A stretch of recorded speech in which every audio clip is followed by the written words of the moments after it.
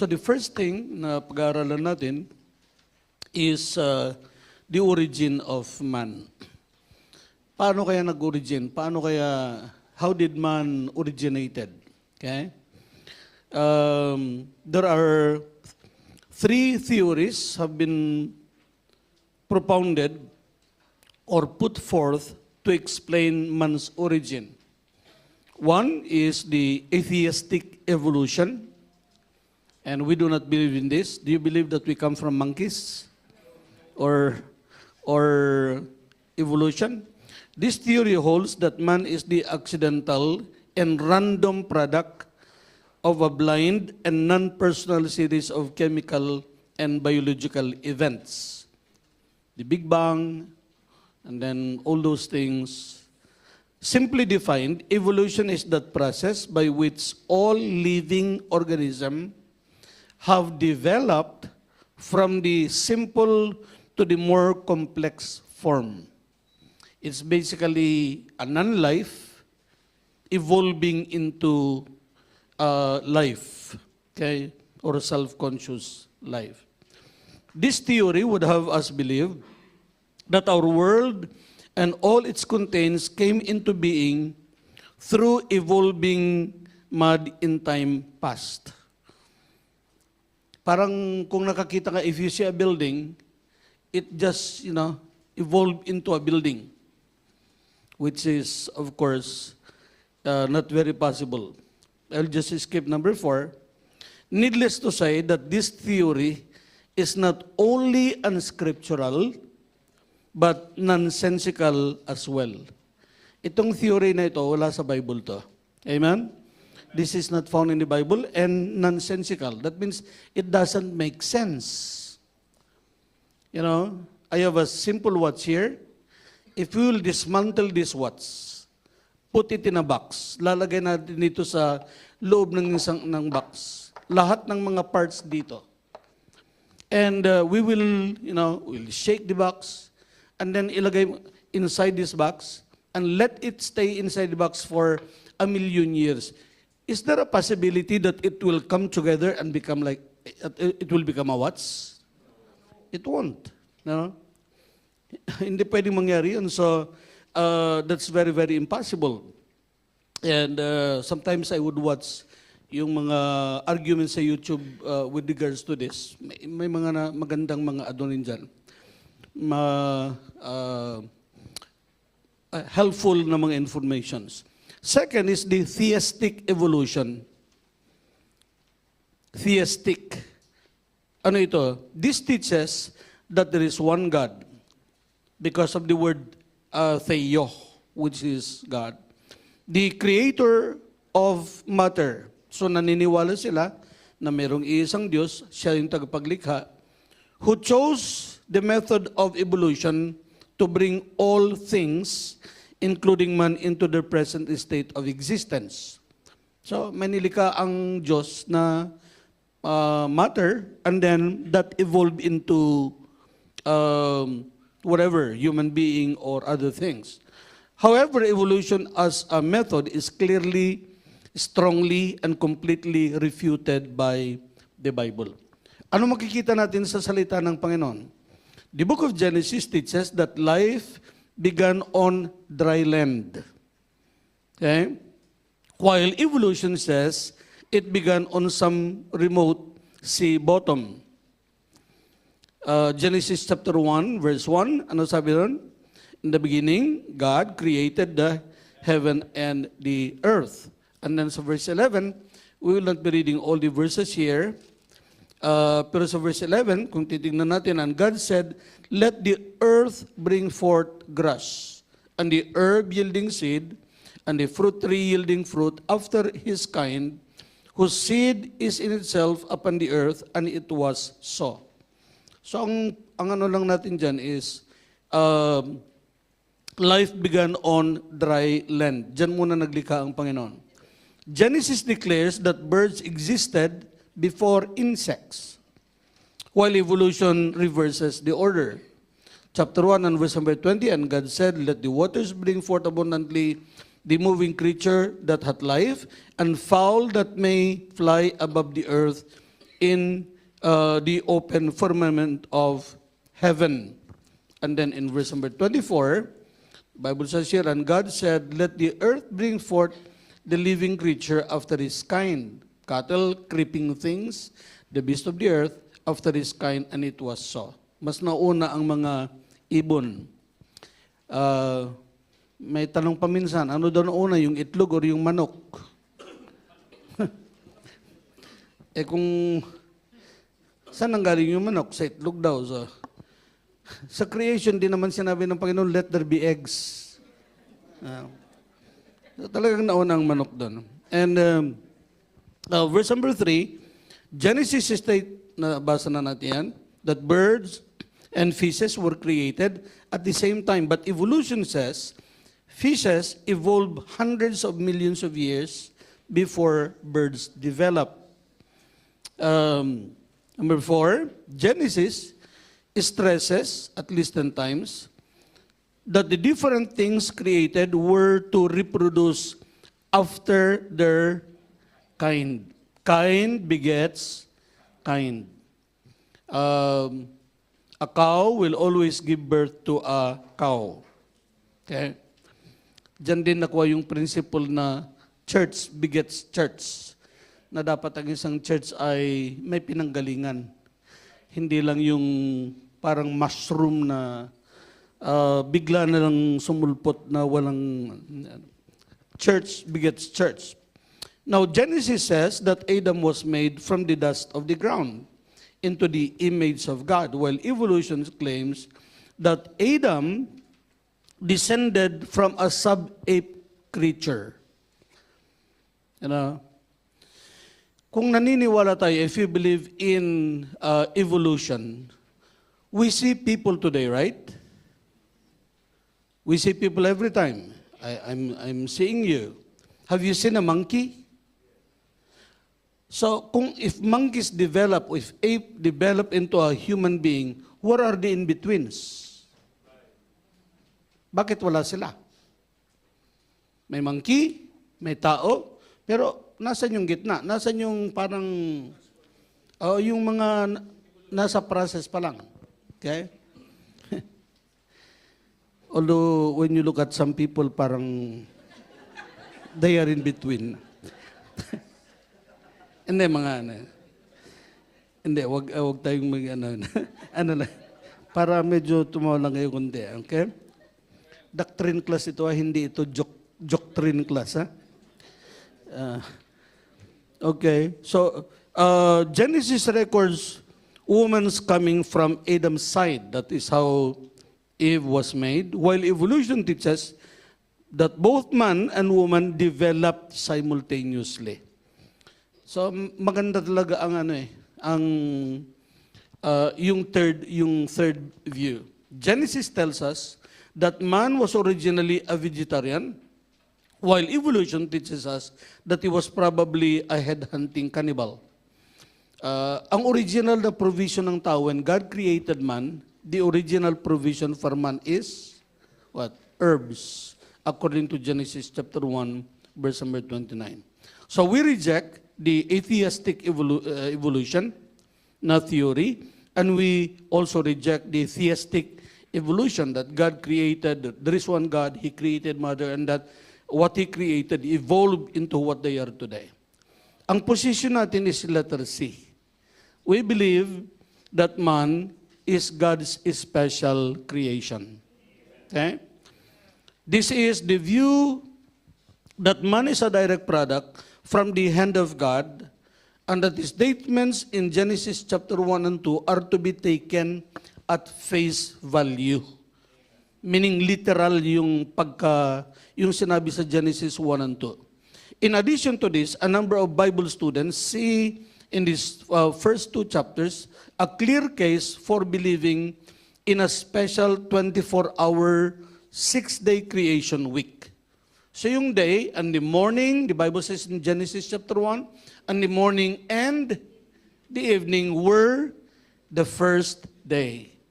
And then God would create again, and the morning and the evening were the second day. So 24 hours yun. Okay? 6 days ang creation ng Panginoon. Those who believe,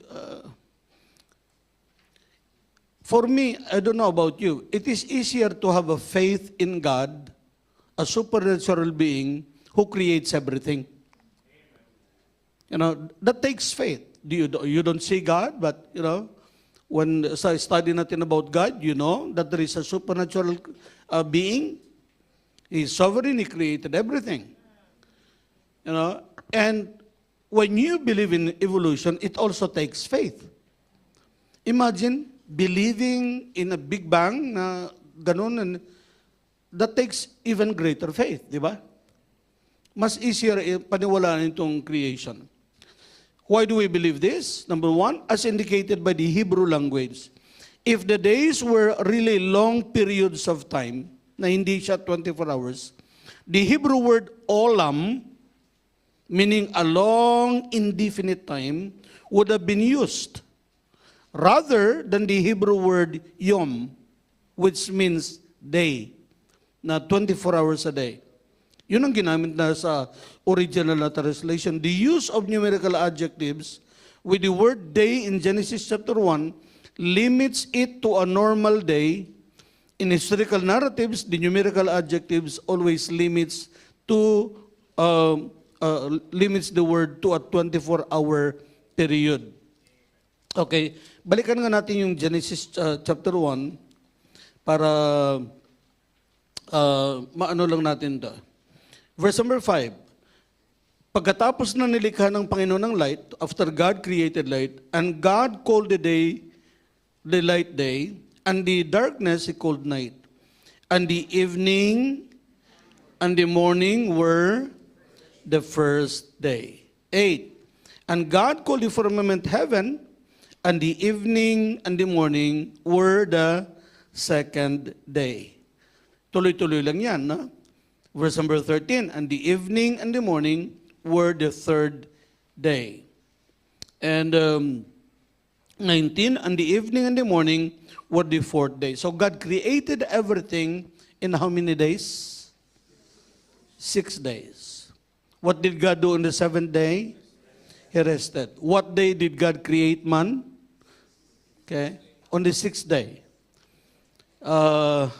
Can you imagine if God created man on the first day?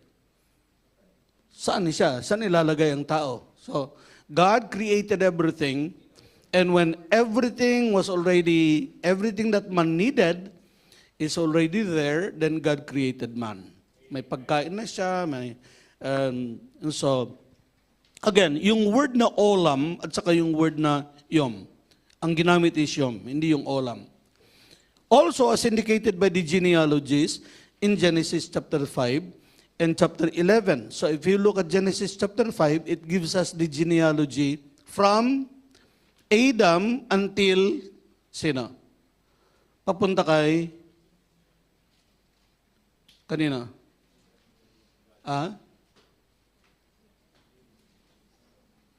Genesis chapter 5. Di ba, 1,000 something days yan. Papunta kay Noah. And then, in chapter 11, yung genealogy naman ni Noah. Okay? Papunta naman kay Abraham. So, if evolution is correct, and man is really 1,000,000 years old, then we would be forced to allow a 50,000-year gap between its name. Can you imagine that? 50,000-year gap between its name in these two chapters. Kung i-compute mo lahat ng mga pangalan dyan, can you imagine in between names may 50 million years na gap? Furthermore, if life itself is nearly 1 billion years old, then its day in Genesis chapter 1 would have to stand for approximately 125 million years. God created light, and then after 125 million years, God created, that doesn't sound right. So, as also indicated by Moses in Mount Sinai, you can read those verses, or even David in Psalm 33, verse number 6, and the Lord Jesus Christ in Luke chapter 3, verse number 38. The Savior evidently accepted literally the first 3 chapters of Genesis. Tinuro ng ating Panginoon yan, yung unang 3 chapter ng Genesis, which yung unang 2 is about the creation. And also, so this is what we believe. We believe that man is God's special creation. We do not believe in evolution. Nobody here does.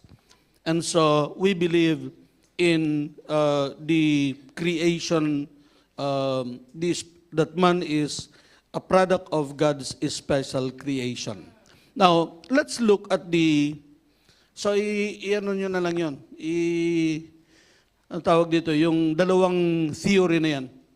You brush it aside because it doesn't make sense at all. Okay?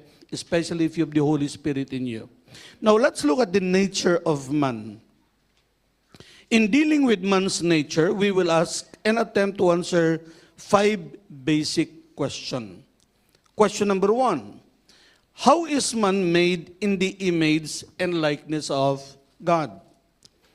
Balikan natin yung Genesis chapter 1, verse number 26. Remember in Genesis chapter 1, all of God's creation is already done. That's why if you read Genesis chapter 2, the Bible tells us, thus the heavens, plural, and the earth were finished, and all the host of them. Meaning, ang lahat ng mga nasa langit, lahat ng mga nasa lupa, tapos na sa Genesis chapter 1. Now, if you go to chapter 2, you will see, verse number 7, and the Lord God formed man out of the dust of the ground. Si Adam ito. But in Genesis chapter 1, verse 26, and God said, let us make man in our image. Sino ito? Si Adam din yan. Sino yung sa chapter 2? Si Adam din yun. But in chapter 1, God created Adam, but it doesn't give us the details how he was made. And so in chapter 2, he gives us a recap, a summary of how Adam was made. But chapter 1, verse 26, ang sabi is, and God said, let us. Again, natutunan natin sa doctrine class yan. Sino yung us? This is Trinity, plural form, okay? Well, sabi ng iba, God is talking to the angels, those who deny the Trinity. But God, angels doesn't create. After our likeness. So after the image of God and after the likeness of God. So how is man made in the image and likeness of God? How are we to understand these words? Throughout the history of the Christian church, various theories have been propounded or put forth. One, that this likeness is a reference to the Trinity of man. We will learn in just a little while that man is tripartite being, or is man a dichotomy or a trichotomy?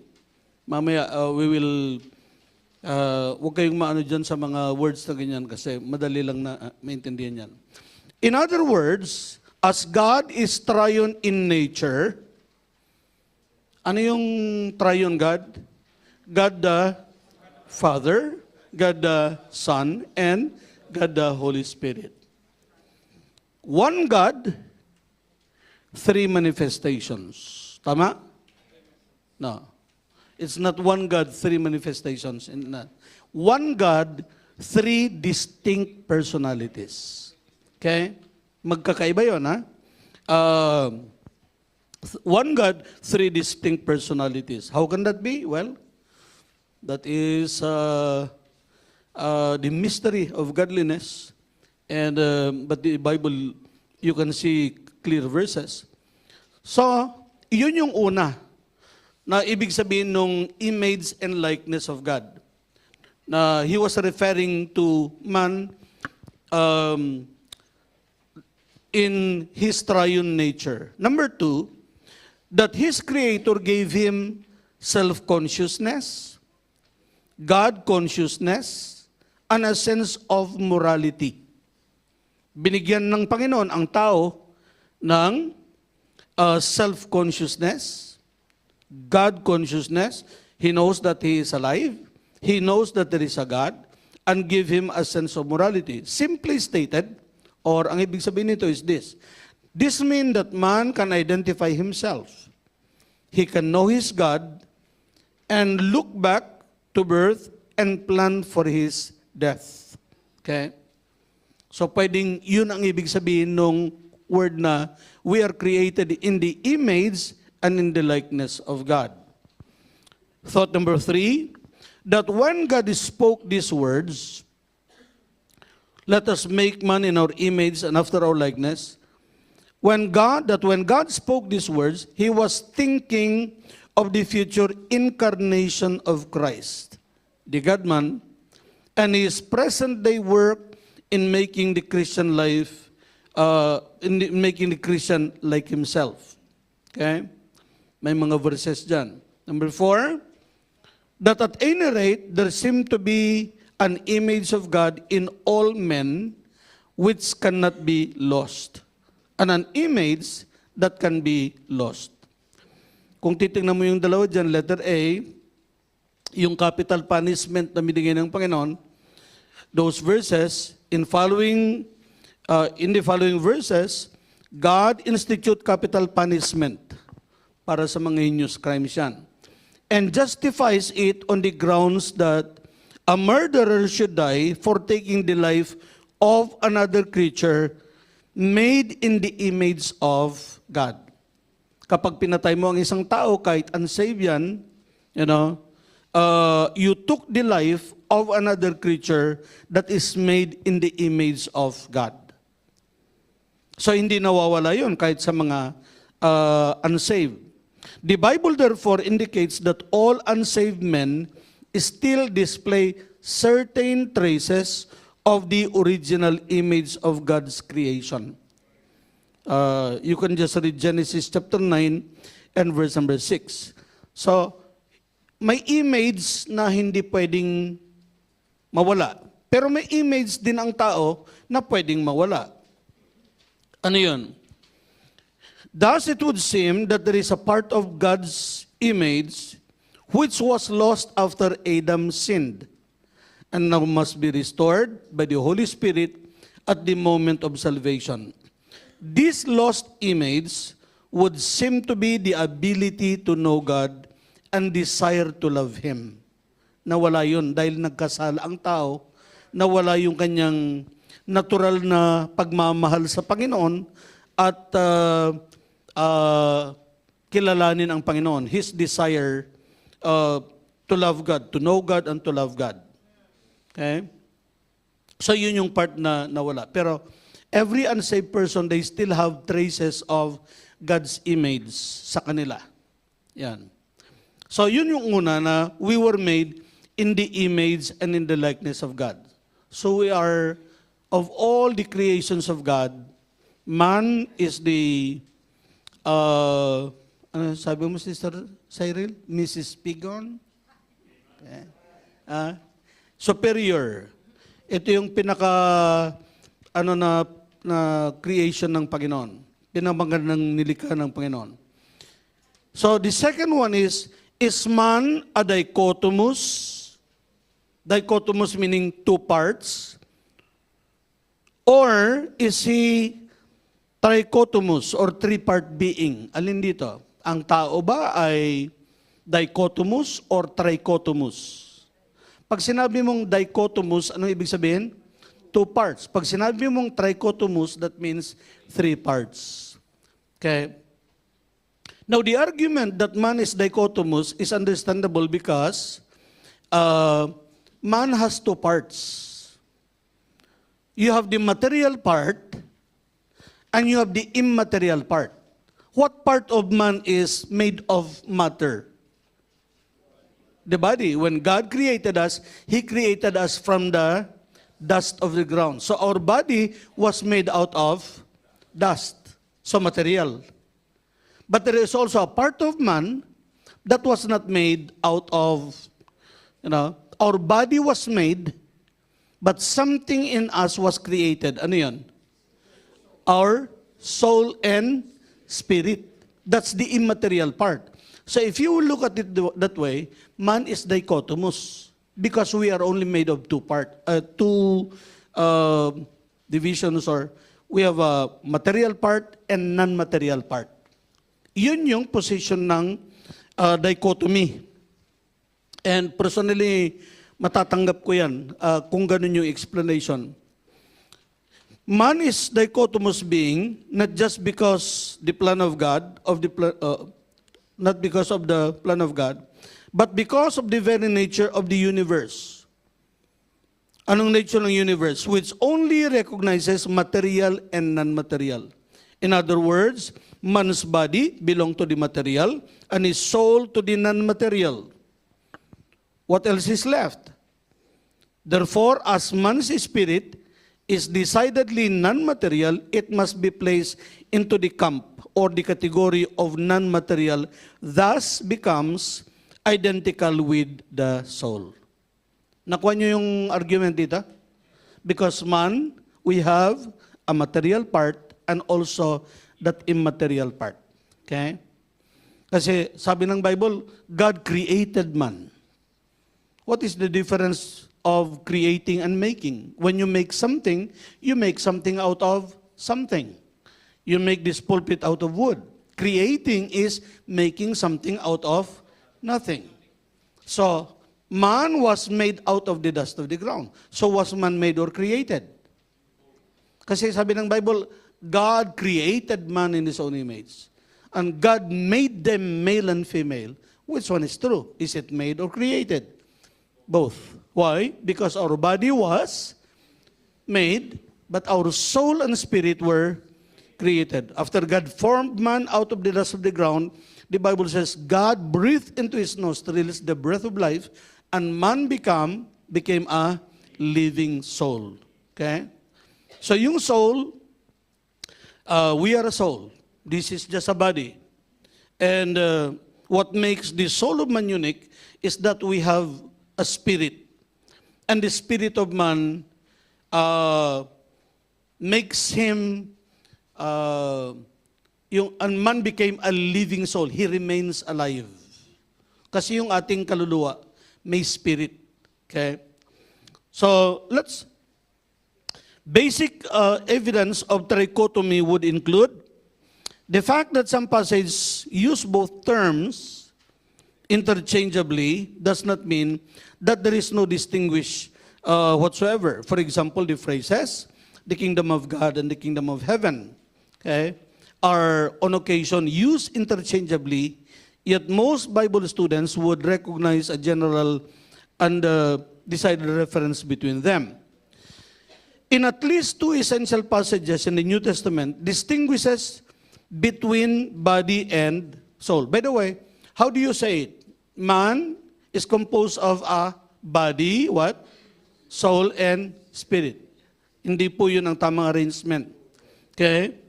1 Thessalonians chapter 5, verse 23. Because even the order of the words, may mga reason yan. 1 Thessalonians, okay, you have the verse there, chapter 5, verse 23. Sabi rito, and the very God of peace, sanctify you wholly, and I pray God, your whole what? Spirit and soul and body, pati yung end, importante yun. Hindi yung spirit, soul and body. Hindi. Spirit and soul, referring to the immaterial part of man. Spirit and soul yun. And body. So wag niyong babalik na rin, don't say body, soul, and spirit. It should be spirit and soul, referring to the material part of man, and body. Okay? That would be yung tamang order. The Hebrew word for nephesh is translated by the word soul. 428 times in the Old Testament, but on 2 occasions it is rendered beast. In 9 other passages, we find the word creature being used. The point of the above is simply this. Ito yung punto dito, pinupunto. The Bible on occasion pictures animals as possessing souls. Paminsan-minsan makikita mo na ang animal parang meron silang soul, meaning immaterial part. Therefore, as a man different from animals, he must have something higher, and that higher thing is the spirit. Kaya ang kaluluwa natin, no, hindi namamatayan. So whether you are saved or not, an unsaved person, after he dies, will go to hell. And if a person is saved, his soul will go to, his immaterial part will go to heaven. Okay, so,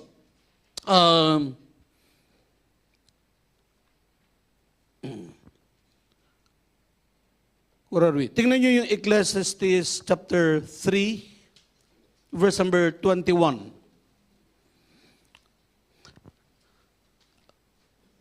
Tandaan nyo ito, I believe that the soul and the spirit are inseparable. Okay?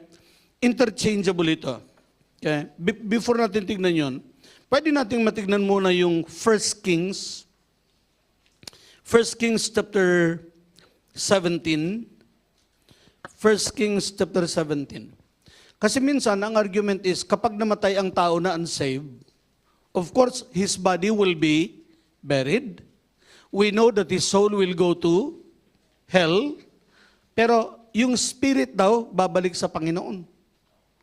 Because of Ecclesiastes chapter 3, verse number 7, that the spirit will return unto God who gave it. Ano ba ang tao?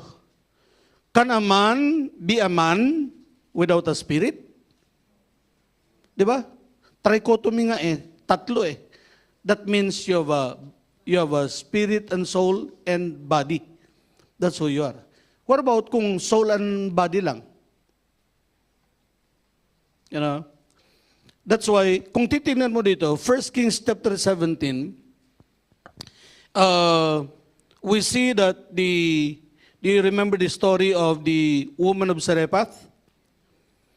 And look at verse number 22. The child died. Okay? The child died. Ano sabi sa verse number 32? After Elijah prayed for the baby, for the child, I should say. And the Lord heard the voice of Elijah, and the soul of the child came into him again, and he revived. So when this boy died, anong naiwan? What was left? His body. What departed? The immaterial part, which is the soul and this, humiwala yun. But when he was revived, ano sabi ng Bible? Ano bumalik? The soul. So if the soul and the spirit were separable, then that child has a body and has a soul. Wala siyang spirit, only the soul came back. Now let's look at Luke chapter 8. Tandaan nyo in this Old Testament story, it was the soul that came back to him. Look at Luke chapter 8. Here, a young girl died. Okay? Namatay yung isang babae.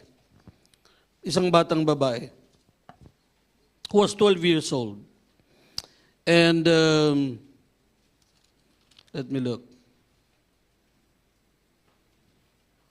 Verse number 55. This maiden died.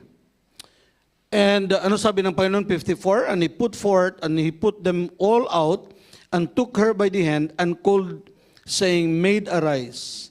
And her spirit, what? Came again, and she arose straightway.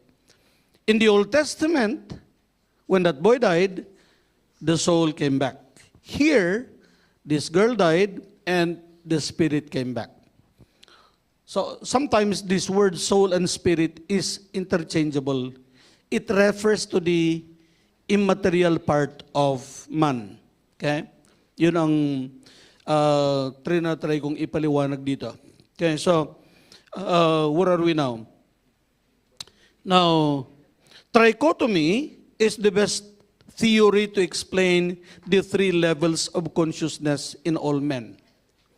Ano yun? Nabanggit na natin kanina. Self-consciousness, that is through the soul. Our soul can feel. It's not the body that feels. When a person dies, the body is still there, but even you cut the body open, it doesn't react kasi hindi na nakakaramdam. Okay? So the part of man that really can feel is the soul. Remember when the rich man died? And in hell, he lifted up his eyes. So meaning, ang kaluluwa may mata. And seeth Abraham afar off. That means, nakakakita. And then ano sabi niya? And he cried and said, Father Abraham, nagsalita siya. Okay? For you to be able to speak. Meaning, are you familiar with the stages of voice production? No? Sa public speaking? Meaning, may dila siya. Nakakaramdam siya. Kaluluwa yun. Okay? So that is self-consciousness through the soul. We can feel. And then, world consciousness, that is through our body. And God's consciousness through our soul. Through our spirit, I should say. Now, let us see. So yung nature ng tao, one, we learned that man was made in the image and in the likeness of God. Number two, we learned whether a man is dichotomous or trichotomous. Both has an argument. Dichotomous because of the fact that man has two parts, the material part and the non-material part. And trichotomous because man has a spirit and soul and body. Which means yung kanyang self-consciousness, yung world consciousness, at saka yung God consciousness. Where and how does man receive his soul? Ito medyo ito konti. Itutuloy natin to next week, pero tapusin lang natin itong part na to. Mabilis lang. Okay? Binabagalan ko naman eh. Ang minsan ang pagtuturo, ano lang yan, depende lang sa pananalita eh. May mga taong mabibilis talaga magsalita eh, na parang M16. Pero kung magturo ko naman na parang ano lang, okay lang yan. Mga ano ba, mga parang garan ba? Hindi automatic. Now, saan nanggagaling ang soul? First view, tingnan nyo nga, basahin ko itong tatlo. Tell me, saan dito sa tatlo? First view, all men have known other existence prior to this earthly life in heaven or somewhere in time past, and therefore received their original soul from previous existence into their earthly bodies. Totoo kaya ito? Tama kaya ito? Okay. Sino sa inyo ang agree dito? No? Hindi ka pa pinapanganak, may soul ka na somewhere.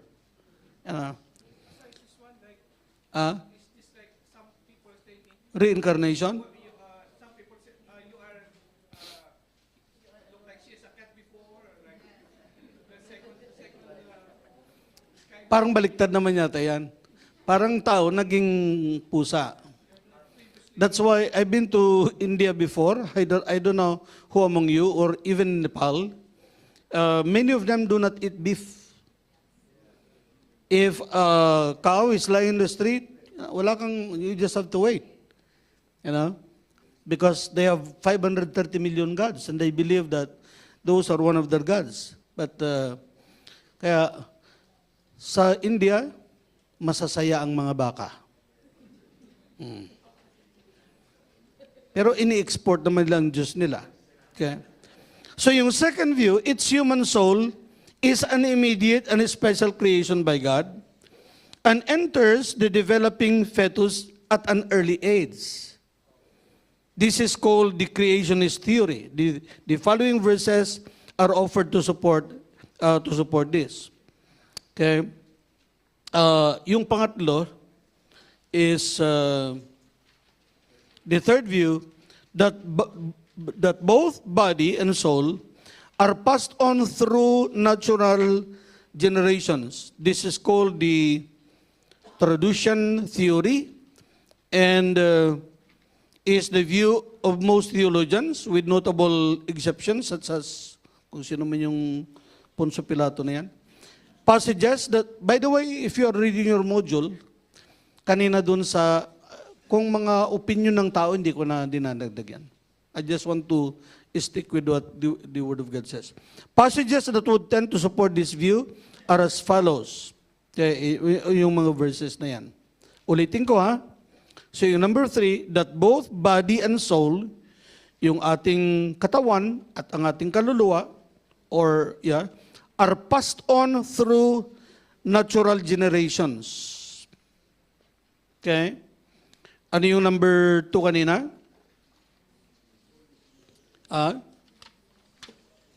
Saan yung pangalawa dito?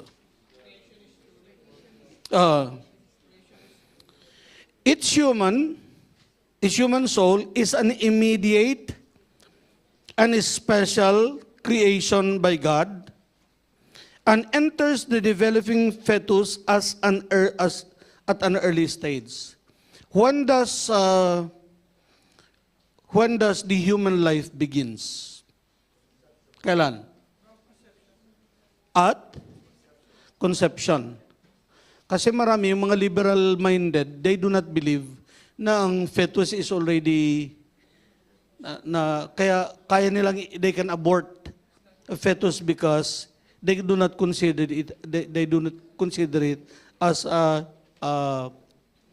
a human being. Okay? Pero doon na nagsisimula ang DNA ng tao eh. Nagdi-develop na lang, pero it starts at that time. So saan tayo dito sa tatlo? The first, the second, or the third? The second. Okay. And so, yun ang tao. Again, we learned tonight, how did man originate? We are a product of God's special creation. Yun tayo, ha? That is the first part of the study. And then, our nature, what did we learn here? We were made in the image and in the likeness of man. We are special creatures of God, and God has made us a body that was made of something, dust of the ground, and we also have an immaterial part, and that is the soul, spirit, and soul. Okay? And so, if you say dichotomy, we can accept that. Because man has a material part, an immaterial part. Yun lang yung position natin doon. And then trichotomous, because man has a spirit and soul and body. Again, wag niyong i-rearrange yun, ha? Pati yung and ilalagay niyo doon. And yung soul natin, again, as we have learned tonight, that is given to us by God at conception, and doon na nagsisimula, and it begins to develop. Next week, pag-aaralan natin yung responsibility. Okay? Let me just say. Original responsibilities. Meron pa, hindi pa tapos itong what is a soul. I-review yung mga notes nyo, and also read the responsibilities. So we'll finish this next week, and also the tragic sin and fall, how man had fallen into sin. So we will cover two things next week: the original responsibilities of man and the fall of man. Lord, we thank you for bringing us here tonight. Lord, thank you for your people who desires to hear your word and learn your word. Lord, thank you for creating us in your own image and in your own likeness. And Lord, help us, Lord, to always desire to know you, and not only know you, but to love you. Because you really created us in a very, very special way.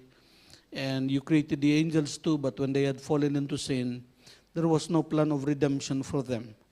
But when we as human beings had fallen into sin, you made a way for us to be reconciled to you. And that is through the death of your Son on the cross of Calvary. Lord, thank you for loving us that much. Thank you for being mindful of us. We are not worthy, but you are mindful of us, and you love us in spite of our shortcomings and our failures. Continue to bless us, Father, even as we close this service tonight. In Jesus' name we pray. Amen.